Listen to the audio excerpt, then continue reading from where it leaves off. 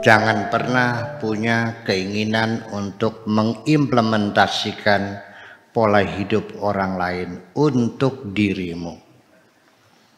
Jadilah hidupmu berdasarkan polamu sendiri. Melelahkan sekali ya meniru pola hidup orang lain. Dan ini terjadi di mana-mana. Tangganya beli Innova, kamunya beli tangganya beli kulkas apa? Toshiba. Istri kamunya mentalitas Toshiba. Tangganya umroh, istri kamunya minta haji. Ini kata orang Jawa namanya mata indreng.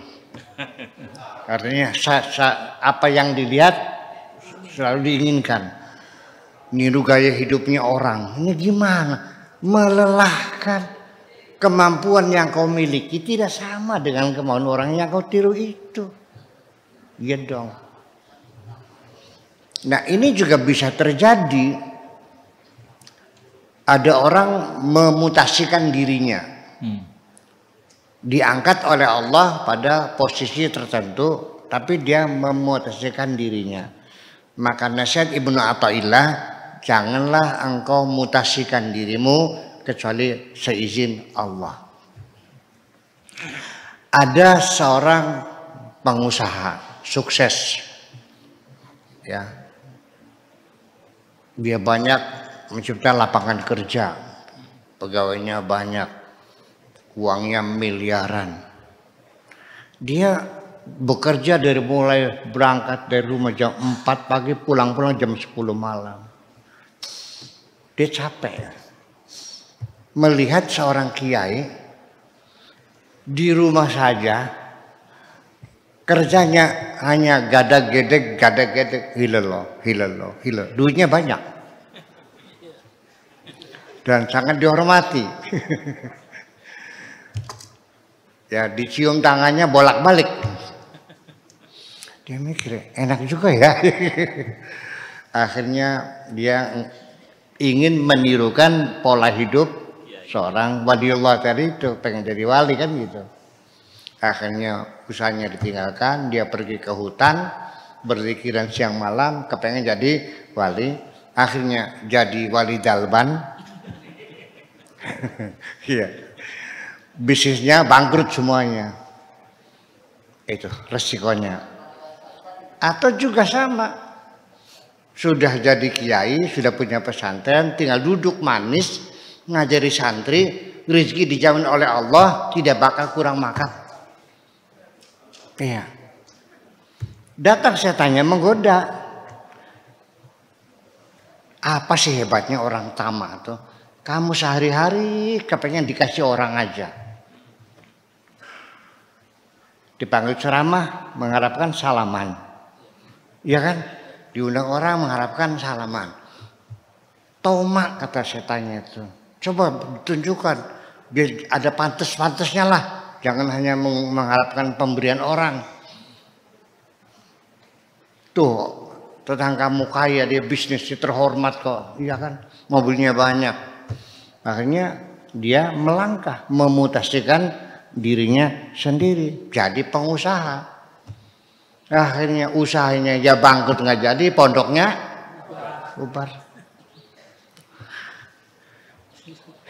Jadi kamu punya potensi, punya energi, punya kemampuan, punya fasilitas yang istimewa untuk dirimu yang tidak dimiliki oleh orang lain. Sehingga pola hidup orang lain tidak mungkin bisa kau laksanakan untuk dirimu sendiri.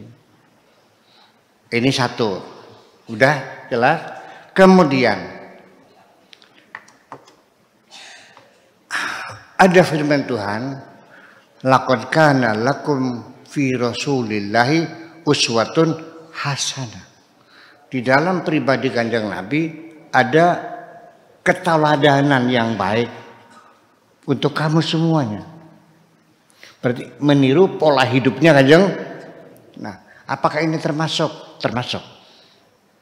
Pola hidup seperti Kanjeng Nabi.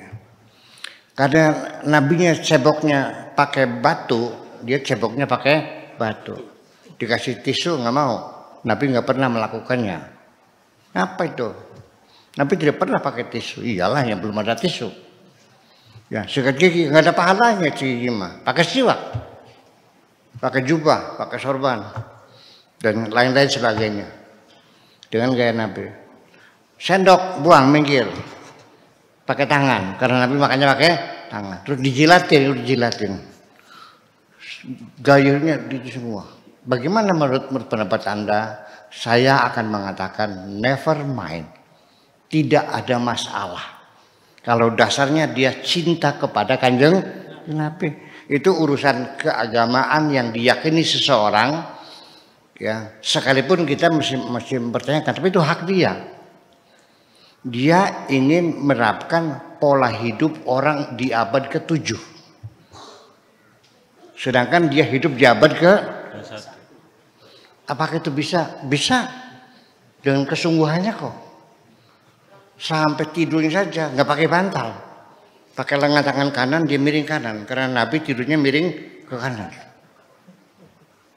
Kalau meludah ke kiri, nggak ada ke kanan tuh, terus ke kiri aja. Ya, terus mana? Semuanya ditiru. Suapannya kecil-kecil. Mamanya sampai lembut. Baru ditelan. Ya, terus sebelum kenyang dia sudah berhenti.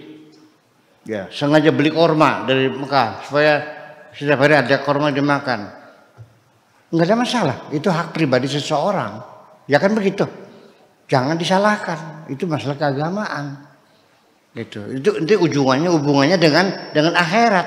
Karena dia berharap sesuatu yang lebih hebat, bukan persoalan kebahagiaan di dunia, tapi kira-kira masuk ke surga. Itu tujuan dia. Itu hak seseorang untuk beragama, silakan saja.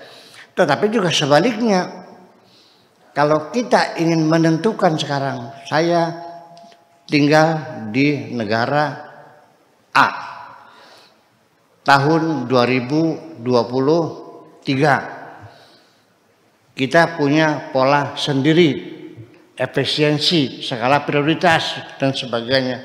Silakan, nggak ada masalah. Jangan dikatakan itu separatis, katakan itu apa pluralis, apa lagi?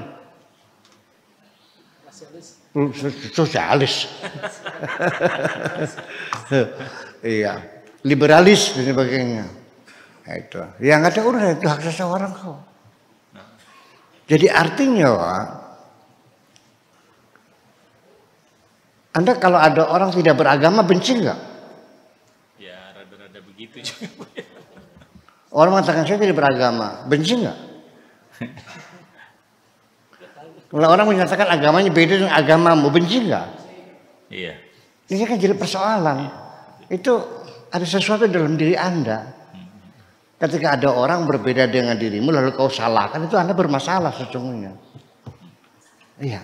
Jadi yang penting bagi saya, pola hidup seperti apapun bagi saya terserah Anda.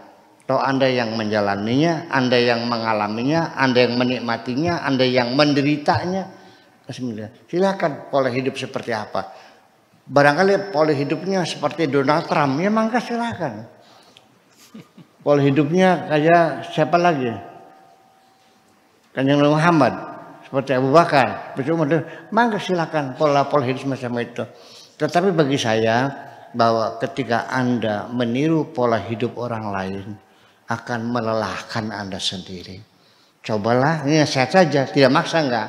Cobalah pola hidupmu untuk dirimu sendiri sesuai dengan kapasitas kamu, kedudukan kamu, fasilitas kamu, potensi kamu, energi kamu, ya kan begitu.